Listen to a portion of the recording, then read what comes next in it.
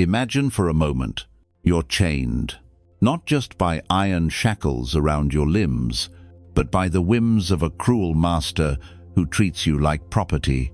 Your body is broken, literally twisted and lame from torture, but your mind remains unbreakable, a fortress of wisdom that turns suffering into strength. This isn't a scene from a Hollywood epic.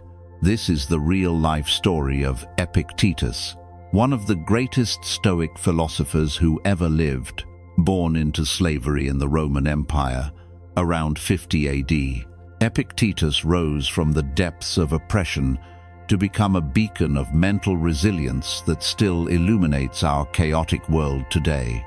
And in this video, we're diving deep into 5 harsh truths from his teachings, truths that might sting at first, but once embraced, will make you mentally unstoppable. Welcome back to LABE Stoic, where we uncover the timeless wisdom of Stoicism to help you build an unbreakable mindset in a world full of distractions and disappointments. If you're new here, hit that subscribe button and turn on notifications so you don't miss out on more life-changing insights. Today, we're focusing on Epictetus, a man whose life exemplifies the core Stoic principle: true power comes not from controlling the external world, but from mastering your inner one. Let's start by understanding who this remarkable figure was, because his backstory isn't just inspiring, it's a blueprint for how anyone can transform adversity into unyielding mental fortitude. Epictetus was born in Hierapolis, modern-day Turkey, as a slave to Epaphroditus, a wealthy and influential secretary to Emperor Domitian. From the outset, his life was defined by hardship. As a slave, he had no rights, no possessions, and no control over his fate. Legend has it that his master once twisted his leg as a form of cruel amusement, and when Epictetus calmly warned him, "If you continue, you will break it," Epaphroditus replied, "I will," and snapped the bone. Epictetus's response: "I told you so."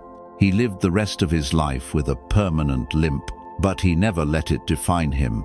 Instead, he turned inward, studying philosophy under the Stoic teacher Musonius Rufus, even while enslaved.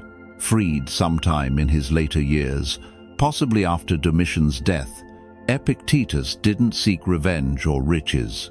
He founded a school in Nicopolis, Greece, where he taught anyone who would listen, from the poor to the powerful. He never wrote a single word himself.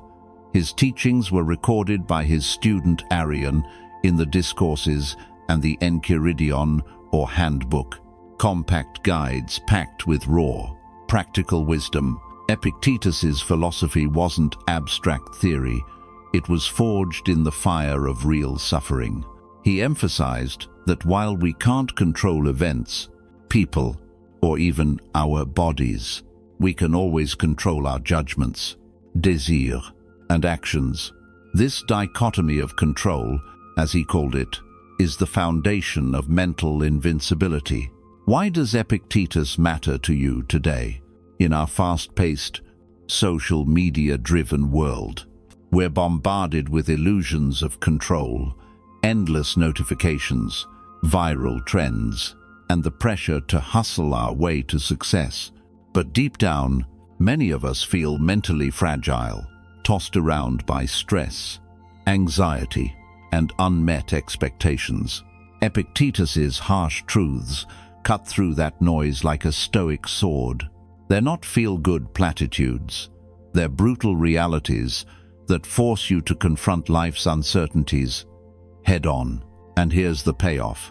By internalizing them, you'll develop a mindset that's resilient, focused, and truly unstoppable. No more wasting energy on what you can't change. No more crumbling under pressure. Just pure, inner strength that carries you through any storm. So, what are these 5 harsh truths? Let me tease them for you. And as we explore each one, I'll share Epictetus's own words, real-world examples, and actionable steps to apply them in your life. First, you cannot control others.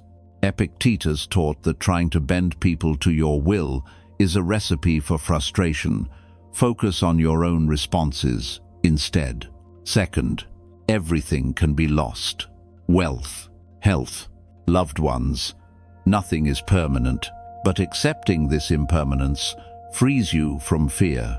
Third, suffering comes from expectations. It's not events that hurt us, but our rigid demands on how things should be. Fourth, happiness does not come from material things. Chasing possessions leads to endless dissatisfaction. True joy is cultivated within. And fifth, freedom lies in your mindset. Even in chains, Epictetus was freer than his master because his thoughts were his own. These truths might sound pessimistic at first glance, but that's the beauty of Stoicism. It's not about denying life's difficulties. It's about thriving despite them. Epictetus himself said, "It's not what happens to you, but how you react to it that matters." Think about that. In a world where we're constantly told to manifest our dreams or control our destiny, Epictetus flips the script. Real power is in letting go of illusions and building virtue from within. His life proves it. As a slave, he couldn't control his body or his freedom. Yet he influenced emperors and philosophers for centuries. Marcus Aurelius, the Roman emperor and fellow Stoic, drew heavily from Epictetus's ideas in his Meditations. Even modern figures like Admiral James Stockdale, who endured years of torture as a POW in Vietnam, credited Epictetus's teachings for his survival, saying they helped him remain mentally unbroken. Now, apply this to your own life.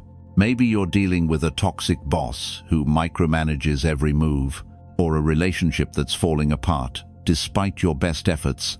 Perhaps you're chasing that next promotion, gadget, or social media like, only to feel empty inside. Epictetus's truths aren't ancient relics. They're tools for modern warriors. By the end of this video, you'll have a roadmap to mental unstoppability, the ability to face rejection, loss, and uncertainty with calm resolve. You'll learn to redirect your energy from futile struggles to purposeful action, turning obstacles into opportunities for growth. But here's the key. Stoicism isn't passive resignation, it's active empowerment. Epictetus urged his students to practice daily reflection, to question their assumptions, and to live with intention. As we unpack these truths, I'll include exercises you can do right now, journal prompts, mindset shifts, and real-life scenarios to make this wisdom stick.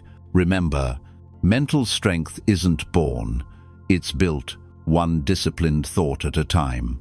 Stick with me through this journey. If Epictetus could rise from slavery to philosophical immortality, imagine what you can achieve by embracing his harsh realities.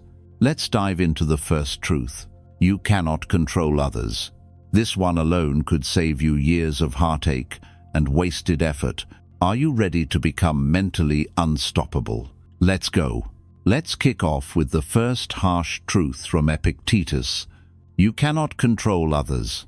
This one hits hard because, in our daily lives, we waste so much energy trying to change people, whether it's a stubborn colleague, a distant family member, or even strangers on social media.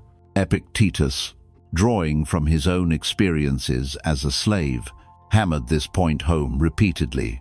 He said, "There is only one way to happiness, and that is to cease worrying about things which are beyond the power of our will." Think about that. Happiness isn't found in manipulating outcomes or people. It's in recognizing the limits of your influence and focusing on what you can truly command: your own thoughts and actions. Epictetus's life was a masterclass in this truth. As a slave, he had zero control over his master, Epictetus, who could and did inflict pain at will. Yet, Epictetus didn't rage or scheme for revenge. Instead, he internalized the Stoic dichotomy of control. Some things are up to us, like our opinions, impulses, desire, and aversions. Everything else, other people's behaviors, opinions, and decisions is not. In his Enchiridion, he writes, "Men are disturbed not by things, but by the views which they take of them." Applied here, it's not the actions of others that torment us, but our insistence that they should act differently. By accepting this, Epictetus maintained his mental peace even in chains. He couldn't control his master's cruelty, but he could control his response, calm acceptance, and inner detachment. Now, fast forward to today. In our hyper-connected world, this truth is more relevant than ever. Consider relationships, romantic, familial, or friendships. How often do we try to fix someone? Maybe you're in a partnership where your significant other procrastinates, and you nag them endlessly, hoping they'll change. Or perhaps a parent criticizes your life choices, and you argue back, desperate to make them see your point. Epictetus would say, "Stop. You're fighting a losing battle. People's actions stem from their own wills, shaped by their experiences, fears, and desires not yours. Trying to control them only breeds resentment and exhaustion. Instead, shift your focus inward. Ask yourself, how can I respond with virtue, with patience, understanding, or even loving detachment? Take the workplace as another arena. Bosses micromanage, co-workers slack off, clients demand the impossible. In corporate America, where hustle culture reigns, we often fall into the trap of thinking we can influence every outcome. But Epictetus reminds us in his Discourses, don't demand that things happen as you wish, but wish that they happen as they do happen, and you will go on. Well, imagine applying this during a heated team meeting.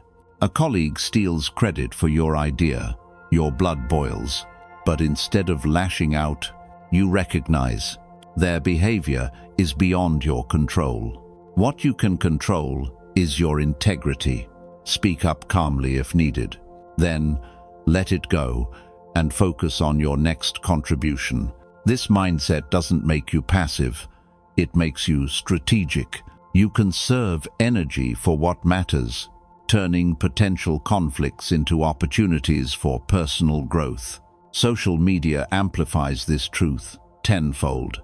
Scrolling through X or Instagram, we see opinions that clash with ours, political rants, misinformation, or outright trolls. Our instinct, argue in the comments, hoping to educate or change minds. But Epictetus would chuckle at that futility.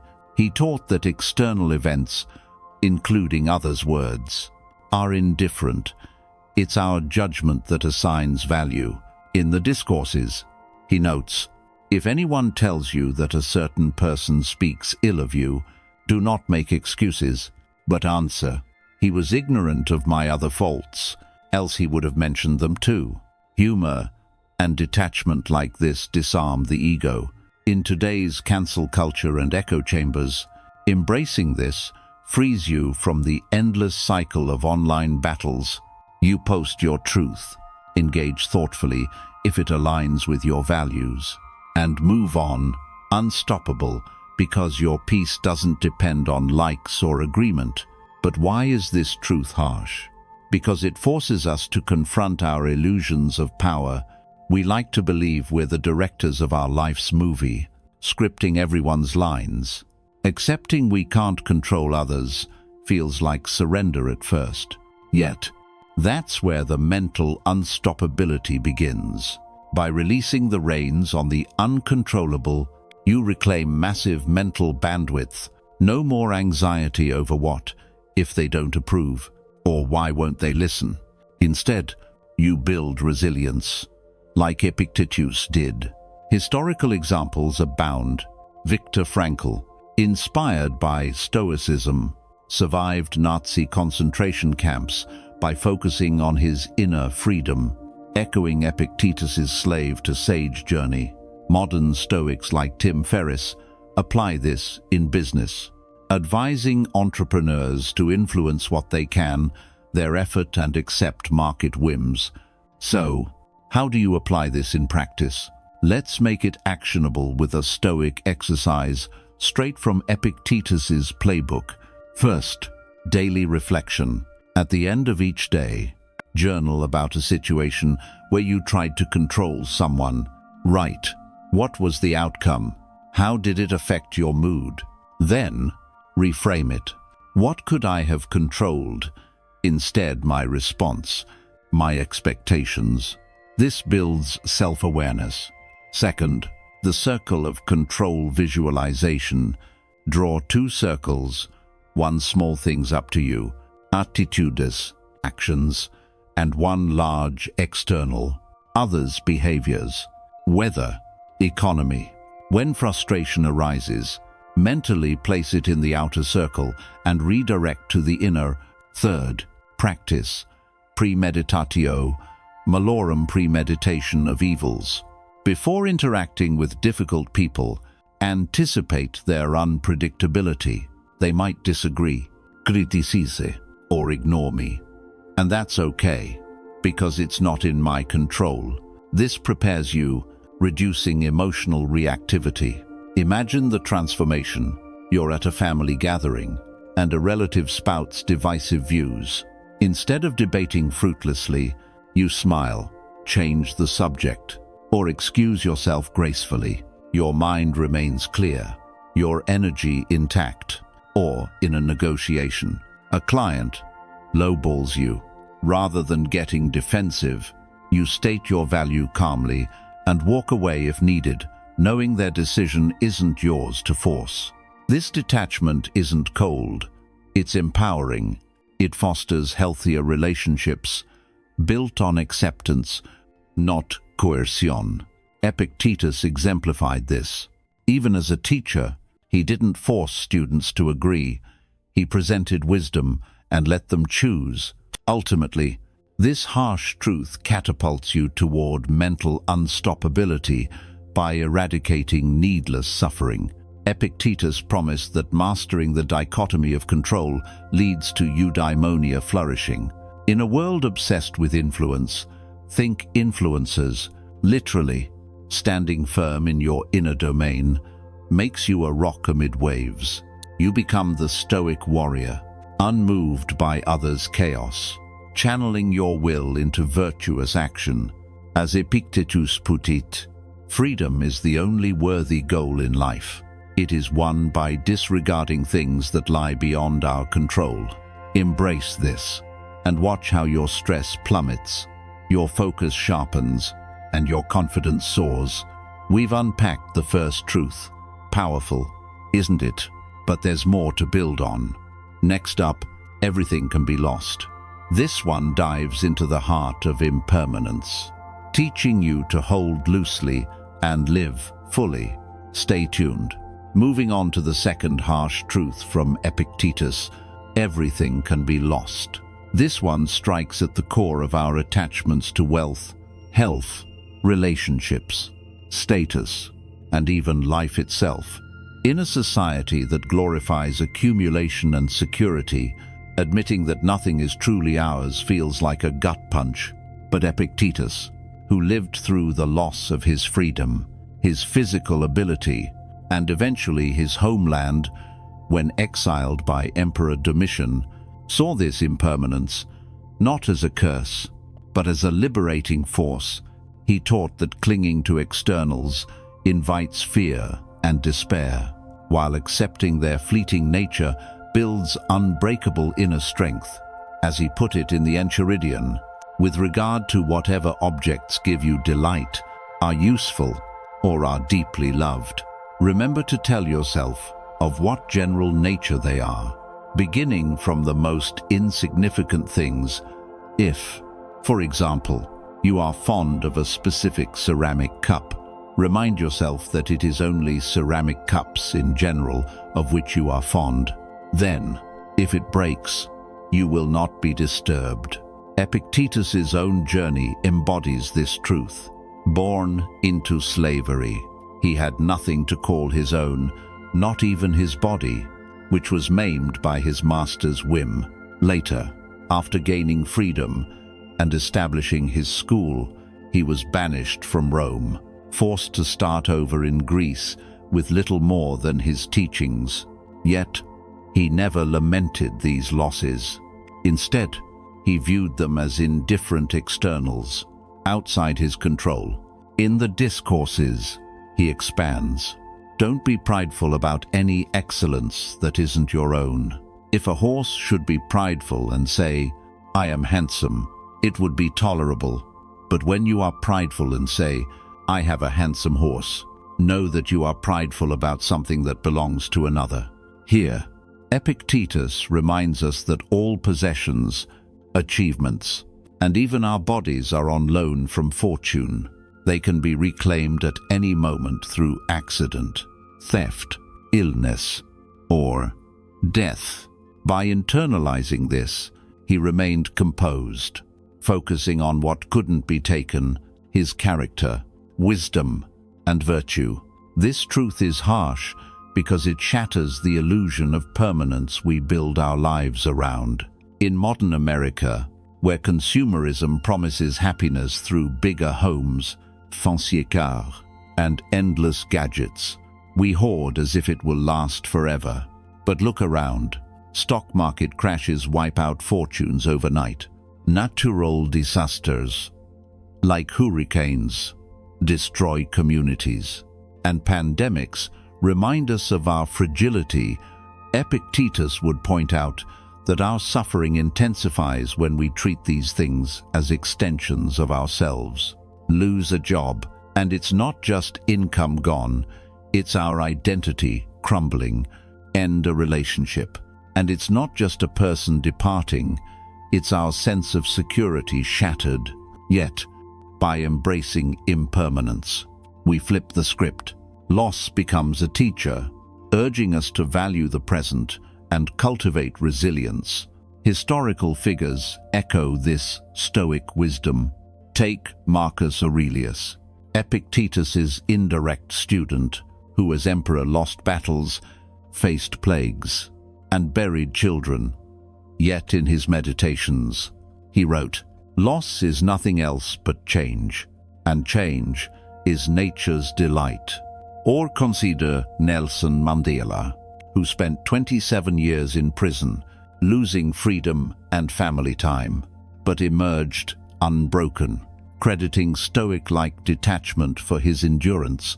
In contemporary terms, think of entrepreneurs like Elon Musk, who have faced bankruptcies and public failures, only to rebound stronger by not tying their worth to external success. These examples show that accepting loss doesn't mean giving up, it means preparing mentally. So when the inevitable strikes, you're not devastated, you're adaptive. Apply this to everyday life. In relationships, we often cling possessively, fearing abandonment. Epictetus advises treating loved ones as precious but temporary gifts. Imagine telling yourself daily, "This person is mortal, our time together is finite." It sounds morbid, but it deepens appreciation and softens the blow of separation. In career pursuits, the hustle culture pushes us to chase promotions and accolades as if they're eternal, but layoffs, market shifts, or health issues can erase them. Epictetus's approach: pursue excellence for its own sake, not for the rewards. If success comes, enjoy it lightly. If it goes, pivot without regret. Financially, in a volatile economy, building wealth is wise, but hoarding out of fear is folly. Diversify, save, but remind yourself, this money is not mine. It's a tool on loan. This mindset prevents panic during downturns, like the 2008 recession or recent inflation spikes, allowing clear-headed decisions. Social media exacerbates attachment to fleeting things, likes, followers, viral moments. We build digital empires, only for algorithms to change or accounts to be hacked. Epictetus would say, treat these as indifferent. Post with intention, but don't stake your happiness on engagement. By detaching, you avoid the emotional roller coaster, focusing on authentic creation instead. Why does this make you mentally unstoppable? Because fear of loss paralyzes action. Clinging creates anxiety. What if I fail? What if it's taken? Leading to hesitation or overprotection. Accepting everything can be lost liberates you to live boldly. You take calculated risks, love deeply without possession, and pursue goals with vigor, knowing outcomes aren't guaranteed. This builds anti-fragility, not just resilience, but growth from adversity. Epictetus lived it. His exile didn't end his teaching, it expanded it. You, too, can turn layoffs into reinvention, breakups into self-discovery, financial hits into wiser stewardship. To make this practical, here's a Stoic toolkit. First, the memento mori practice. Daily, reflect on mortality and impermanence. Journal. What am I attached to today? How would I feel if it vanished? This desensitizes you to loss. Second, voluntary discomfort. Inspired by Epictetus. Periodically practice poverty. Skip luxury, eat simply. Sleep on the floor. Forego comforts to remind yourself you can thrive without them. Third, the premeditation of loss. Before major events, visualize worst-case scenarios. Heading into a job interview, imagine rejection and plan your response. I'll learn from it and try again. This reduces shock and builds proactive strength. Picture the shift.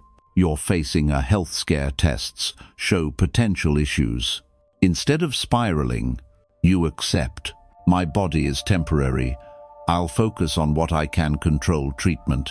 Attitude. Gratitude for now. Or your business tanks in a recession. Rather than despair, you think, this was never permanently mine. Now I rebuild with lessons learned. This detachment fosters calm amid chaos, turning you into a mental fortress.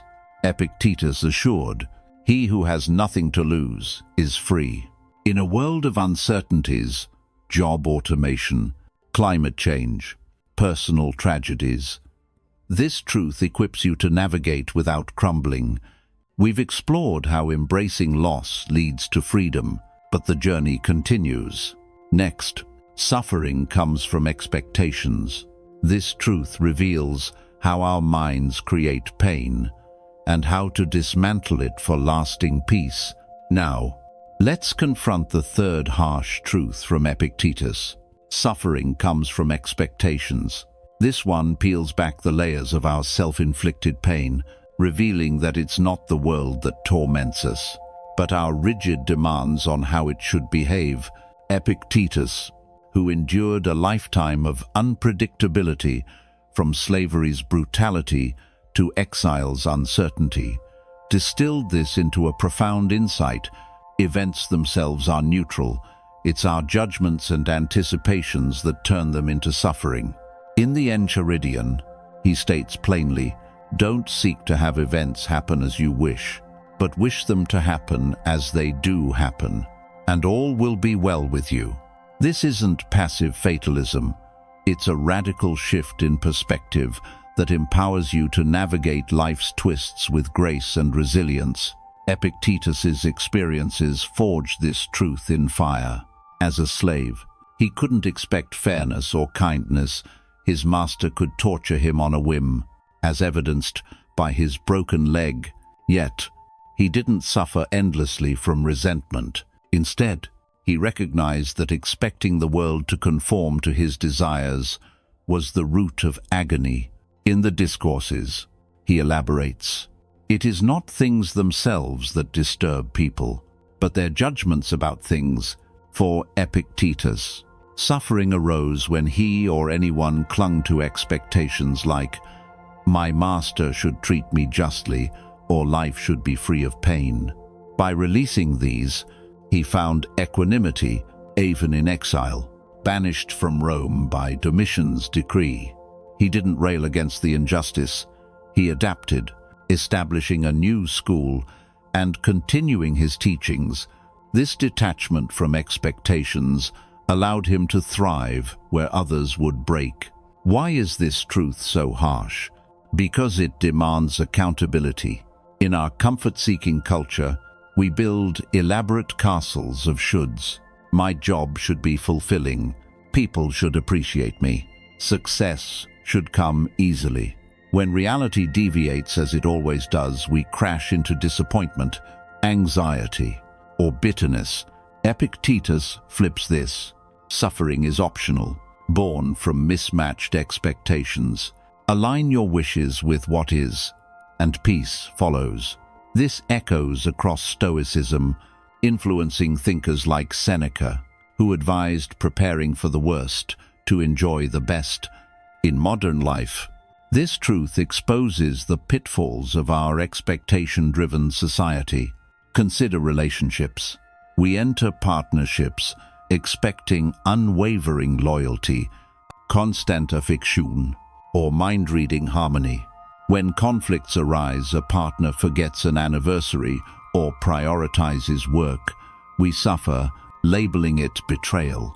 Epictetus would counsel, expect human imperfection. People act from their own wills, not yours.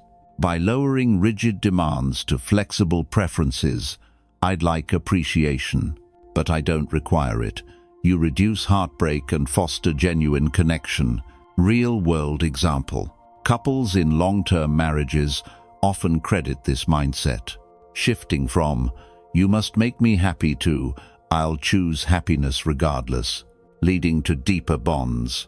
Workplace dynamics amplify this. In high-stakes environment like corporate America, we expect promotions for hard work, fairness from bosses, or stability in volatile markets.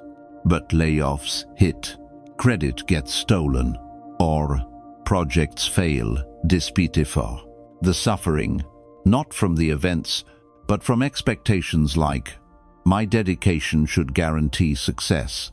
Epictetus's remedy: focus on your effort and virtue, not outcomes. As he said, "Wish for what happens to be as it is, and you will be happy." Apply this during performance reviews. If overlooked, instead of stewing in injustice, reflect. I expected recognition, but that's not in my control. What can I improve? This transforms setbacks into growth, making you mentally unstoppable, adaptable, not reactive. Social media and consumer culture fuel expectation-based suffering on steroids. We scroll, expecting validation through likes or comparisons, only to feel inadequate when posts flop or others seem perfect. Advertisements promise happiness via products. Buy this, and life will be effortless. When it isn't, disappointement ensue. Epictetus, if alive today, might say, "Your feed is indifferent. Your judgment makes it a torment." Historical parallels abound. Think of Buddha's similar teachings on desire as suffering's root, or Viktor Frankl in the Holocaust, who found meaning by releasing expectations of rescue, focusing on inner attitude. Even in personal health and fitness, expectations sabotage us. We start diets, expecting quick results. I'll lose 10 pounds in a month and quit when progress stalls. Suffering self-doubt. Epictetus advises, expect effort, not guarantees. Celebrate consistency over scales, and suffering diminishes. Modern Stoics like Ryan Holiday apply this in writing. He expects rejection from publishers, but writes anyway. finding fulfillment in the process.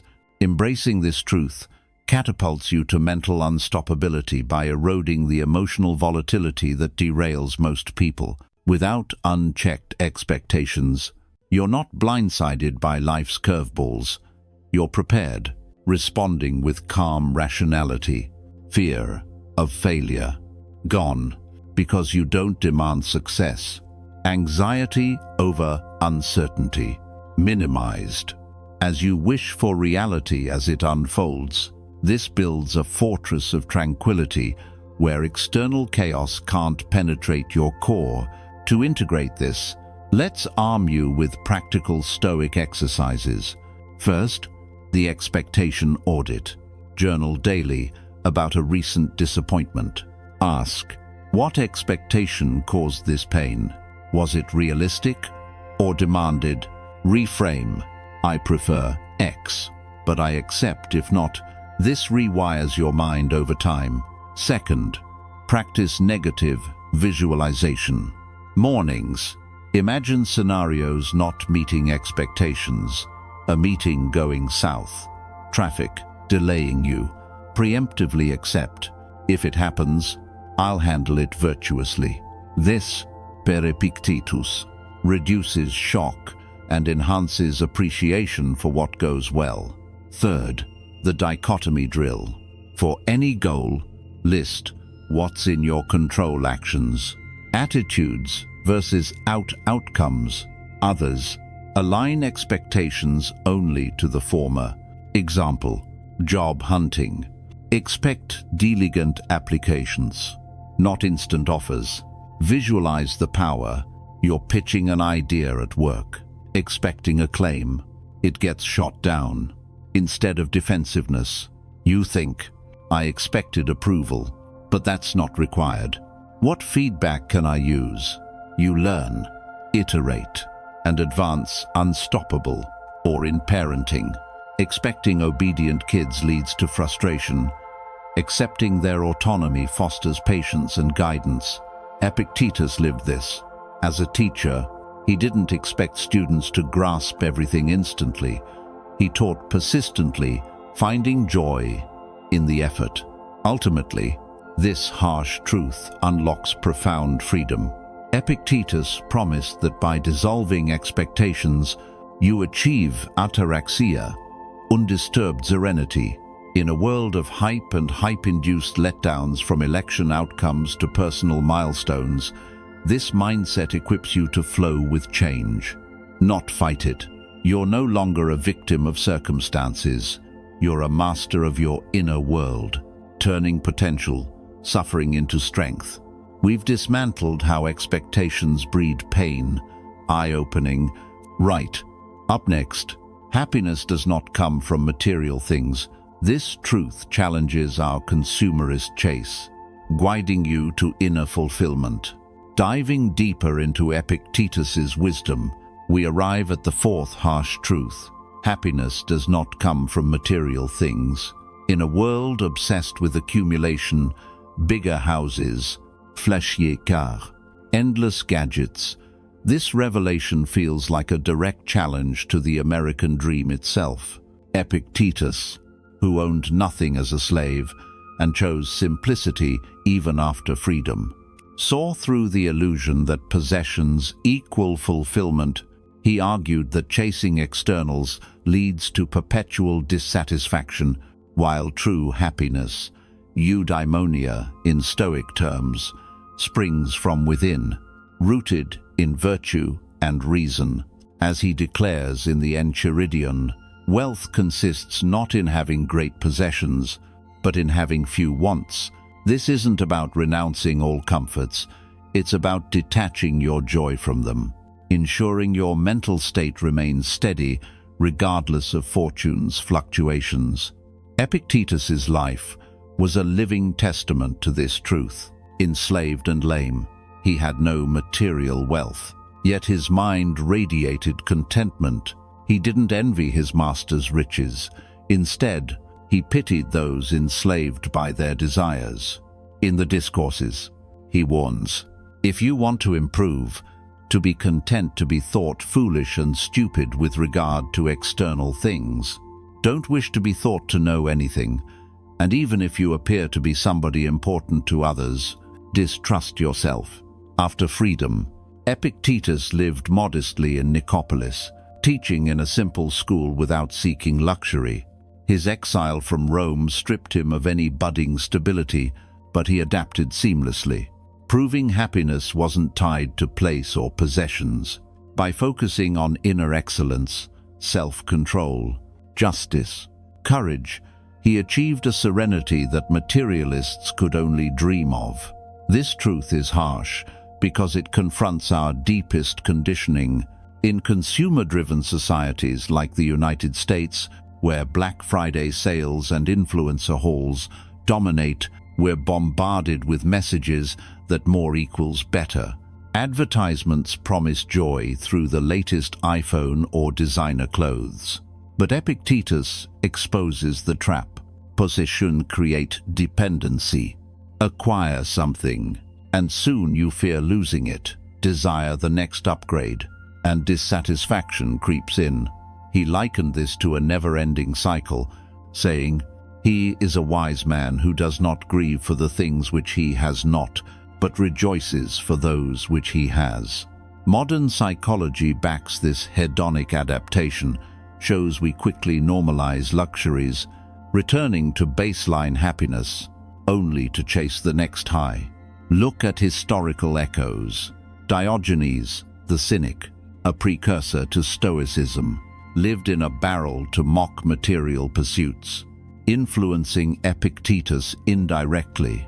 Or Henry David Thoreau, who in Walden experimented with simple living, concluding, "The cost of a thing is the amount of what I will call life, which is required to be exchanged for it." In contemporary times, minimalists like Marie Kondo or Joshua Fields Milburn advocate decluttering not just spaces, but minds, freeing energy for meaningful pursuits. Even billionaires like Warren Buffett live frugally, echoing Epictetus by prioritizing wisdom over wealth accumulation. Apply this to daily life. In today's world, career-wise, many grind in high-paying jobs, expecting salary bumps and bonuses to bring happiness, but burnout follows when promotions don't satisfy. Epictetus advises, cultivate gratitude for what you have and virtue in your work. Imagine a tech worker in Silicon Valley drowning in gadgets, yet feeling empty by shifting focus to skillful execution and helping colleagues.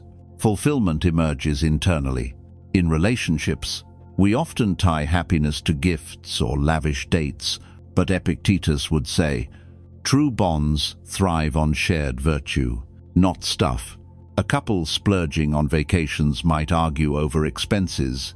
One practicing Stoic simplicity enjoys quiet walks, building deeper connection without financial strain.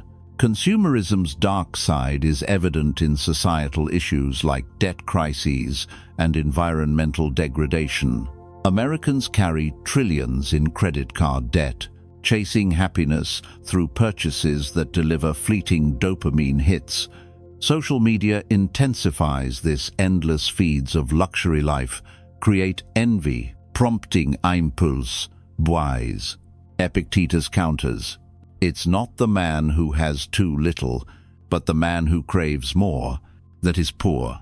During economic downturns, like the Great Recession or post-pandemic inflation, those attached to materials suffer most. Stoics, detached, adapt and find joy in resilience. Personal health offers another lens. We buy fitness trackers, supplements, and gym memberships expecting bliss, but neglect inner habits. Epictetus, disabled yet content, shows physical limitations. Don't bar happiness if the mind is aligned. Modern examples include people with chronic illnesses who, through Stoic practices, report higher well-being than the materially abundant but mentally turbulent. Embracing this truth propels you toward mental unstoppability by severing chains of dependency. When happiness isn't outsourced to things, you're immune to loss, scarcity, or comparison. Volatility in markets, jobs, or trends can't shake you. You thrive on internal resources. This fosters freedom. No longer a slave to ads or status, you direct energy toward growth, relationships, and purpose. Epictetus promised that virtue alone suffices for happiness, making you a self-contained powerhouse. To embody this, here's your Stoic action plan. First, the desire inventory.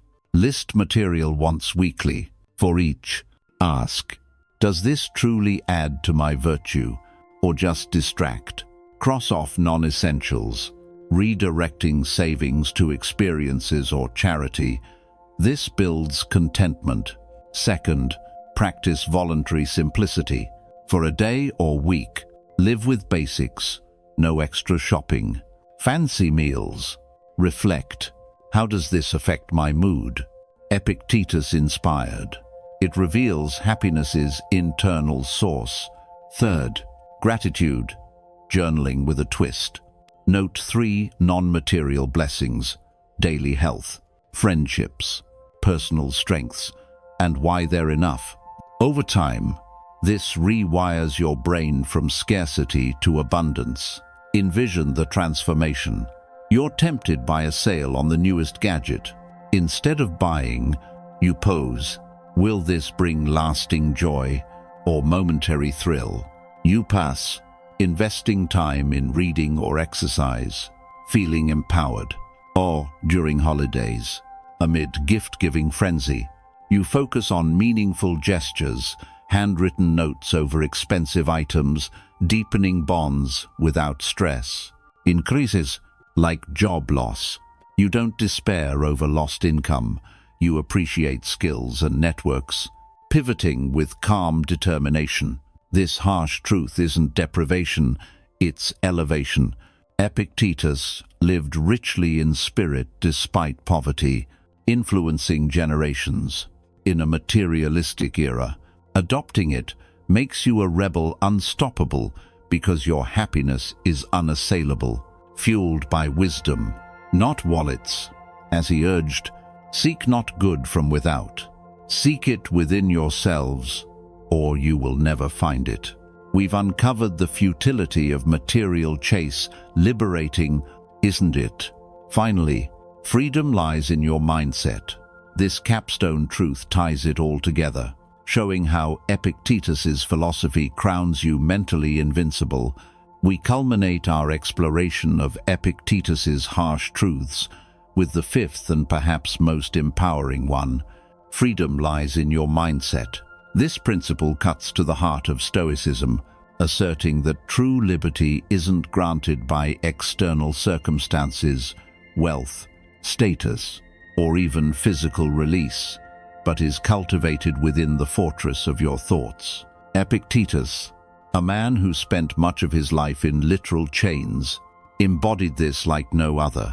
He proclaimed in the Enchiridion, "No man is free who is not master of himself." For him, freedom wasn't the absence of constraints, it was the presence of inner sovereignty, where desires, fears, and judgments are under your command. This truth dismantles the modern myth that freedom comes from escaping problems. It's about transcending them mentally, making you truly unstoppable, no matter the cage. Epictetus's biography is the ultimate proof. Born a slave, he endured physical torture and total subjugation.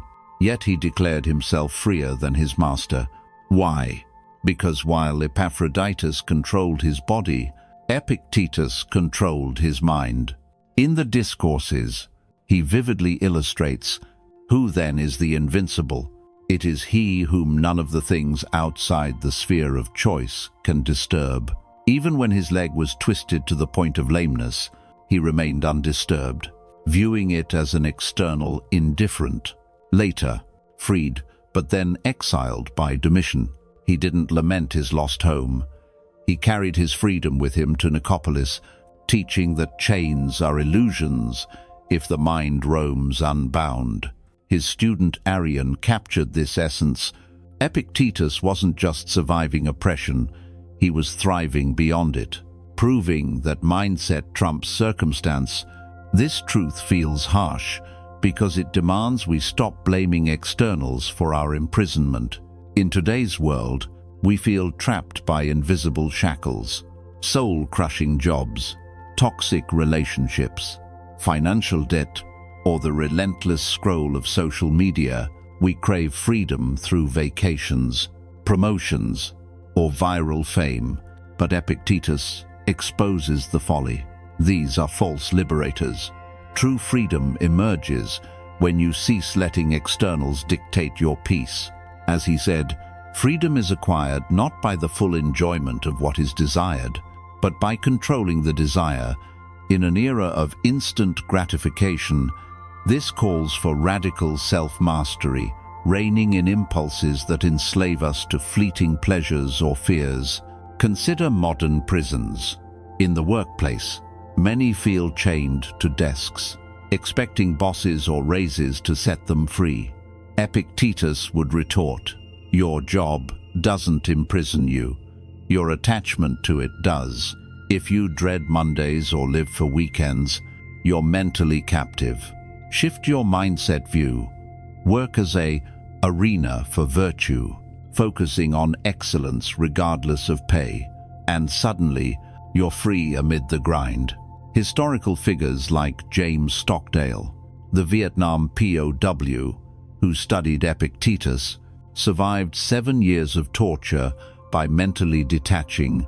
"I never lost faith in the end of the story," he said, crediting Stoic mindset for his unbreakable spirit.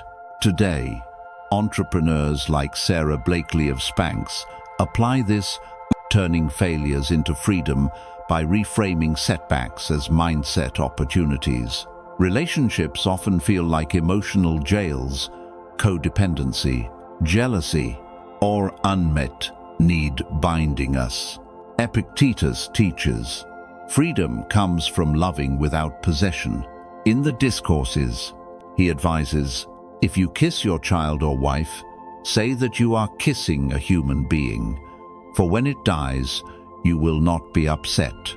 Harsh, yes, but it fosters resilient bonds. Imagine a breakup. Instead of devastation, you accept, "This was never mine to control. My freedom is in grieving virtuously and moving forward." Social media exacerbates mental captivity. Algorithms hook us with dopamine. Comparisons breed envy. Epictetus might say, you're enslaved to notifications if they sway your mood. Detox by mindset. Use it as a tool, not a master, setting boundaries to reclaim mental space. Financial and health traps loom large too. Debt feels like chains. But Epictetus reminds, poverty isn't the issue. Fear of it is. Live simply, desire less, and you're free even in scarcity. For health, his own disability shows. The body may falter, but the mind soars if unattached. Modern examples include people with disabilities like Stephen Hawking, whose mindset unlocked cosmic freedom despite physical confines. In mental health struggles anxiety, depression, Epictetus's truth shines. These are judgments run amok. Reframe thoughts. This feeling is temporary. I choose my response and break free from inner tyranny. Why does this make you mentally unstoppable? Because a liberated mindset weathers any storm. External freedoms can be revoked, jobs lost, rights curtailed, but inner freedom endures. It fuels action, unfettered by fear. You pursue bold goals, speak truth, and endure hardships with equanimity. Epictetus lived it, influencing emperors while owning nothing. You become anti-fragile, stronger from adversity, turning prisons into proving grounds. To claim this freedom, deploy these Stoic practices. First, the mindset audit. Evening reflections. What enslaved me today? Fear, désir, opinion. How can I reframe it? Journal responses to build awareness. Second, role reversal visualization. Imagine yourself as Epictetus in slavery. What mindset would free you? Apply to your cages. In traffic, think, this delay doesn't touch my will. I choose patience. Third, desire discipline. Identify a craving. E.g. scrolling, delay it. Then question, does this serve my freedom? Over time, impulses weaken, mindset strengthens. Picture the empowerment, stuck in a dead-end job. Mindset shift. This tests my virtue. I'll excel while planning escape, free from resentment. You innovate, exits. Facing criticism online. Respond. Their words are externals. My freedom is in indifference. You engage wisely or detach, preserving energy. In crises like loss or illness, you stand firm. My body mourning is not me. My rational choice is. This mindset crowns you sovereign. Echoing Epictetus. He is free who lives as he wishes to live, who is neither subject to compulsion nor to hindrance, nor to force. This final truth weaves the others into unbreakable armor. Freedom, in mindset, isn't escape. It's transcendence, making you mentally unstoppable in any arena. We've journeyed through Epictetus's wisdom transformative. Right. Now, let's conclude by tying it all together for your unstoppable life. We've journeyed through the profound wisdom of Epictetus, unpacking 5 harsh truths that, when embraced, forge a mindset of unbreakable strength. From his humble beginnings as a slave to his enduring legacy as a Stoic sage, Epictetus showed us that mental unstoppability isn't about avoiding life's cruelties. It's about rising above them with virtue, reason, and inner control. Let's recap these truths, weave them together, and see how they form a blueprint for transforming your life. Then, I'll leave you with actionable steps to make this philosophy your own, because knowledge without practice is like a sword left in its sheath, useless in battle. First, remember, you cannot control others. Epictetus taught us to release the futile grip on people's actions, opinions, and behaviors, redirecting our energy to our own responses. This truth frees you from the exhaustion of manipulation and resentment, allowing you to navigate relationships, work, and society with calm detachment. By focusing on your circle of control, you become a steady force amid chaos, unresponsive to external provocations. Second, everything can be lost. Impermanence is life's constant, from possessions to loved ones. Epictetus, who lost his freedom and physical wholeness, urged us to hold things lightly, practicing memento mori, to appreciate the present without fear. This acceptance doesn't breed cynicism, it cultivates resilience, turning potential devastation into opportunities for growth. In a world of economic uncertainty and personal upheavals, this mindset ensures you rebound stronger, unburdened by attachment. Third, suffering comes from expectations. It's not events that wound us, but our rigid shoulds and demands. Epictetus's dichotomy of control shines here. Align your wishes with reality, and peace prevails. This truth empowers you to dismantle self-inflicted pain, reframing disappointments as neutral occurrences. Whether in careers derailed or dreams deferred, you'll respond with equanimity, converting adversity into wisdom. Fourth, Happiness does not come from material things. Chasing possessions leads to endless craving. But Epictetus proved that true joy blooms from virtue and few wants. In our consumerist age, this is revolutionary. Detaching from gadgets and status symbols redirects you inward, where fulfillment is sustainable and unstealable. You'll live richer in spirit, immune to the hedonic treadmill that traps so many. Fifth, freedom lies in your mindset. Even in chains, Epictetus was freer than emperors because his thoughts were sovereign. This capstone truth integrates the others.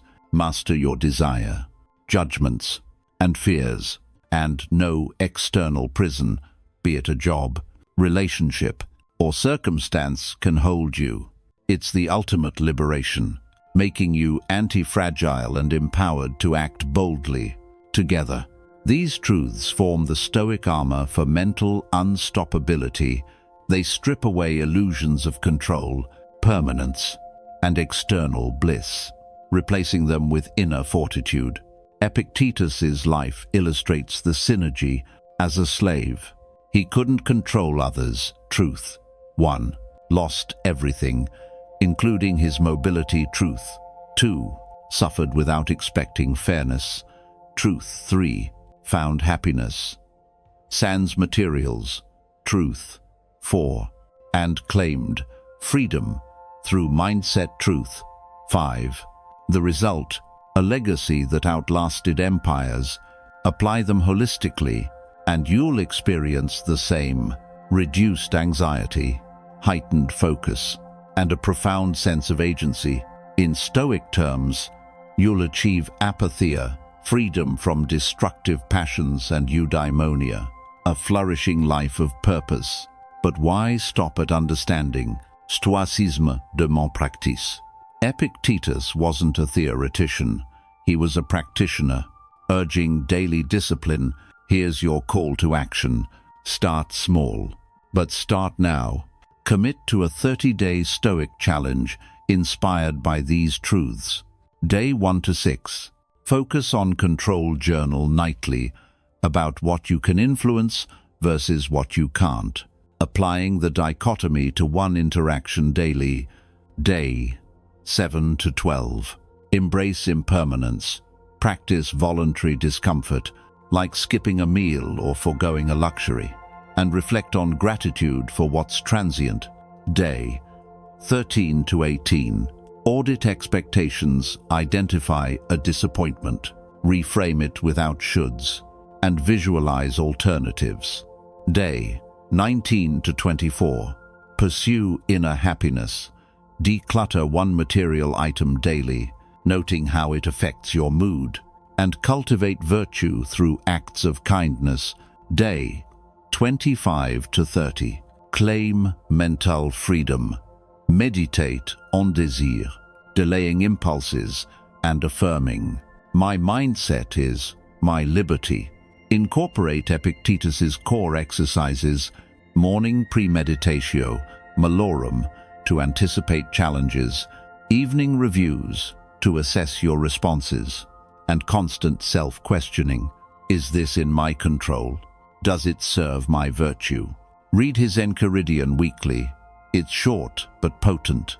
Join Stoic communities online or in apps for accountability. Share your progress in the comments below. What truth resonated most? How will you apply it this week? Let's build a tribe of mentally unstoppable warriors. Imagine the ripple effects. You wake up not dreading the day, but ready to meet it with Stoic resolve. Conflicts at work. You respond virtuously, earning respect. Losses hit. You grieve, then grow. Expectations unmet. You adapt fluidly. Materials tempt.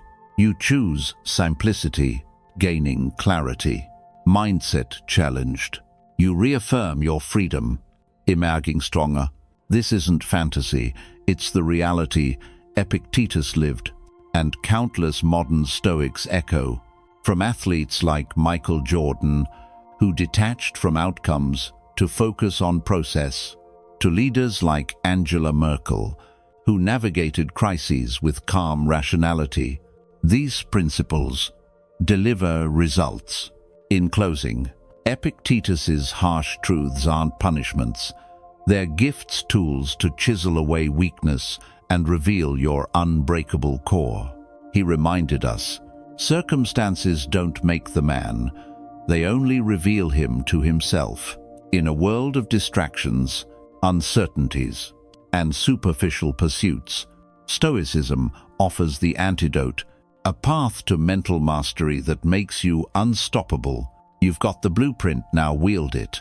Step into your power, live with intention, and let these truths propel you forward. Thank you for joining me on this journey at LABE Stoic. If this video ignited something in you, like, share, and subscribe. For more Stoic insights to fuel your unbreakable mindset, remember, the world may chain your body, but your mind, that's yours to free. Go forth and conquer from within.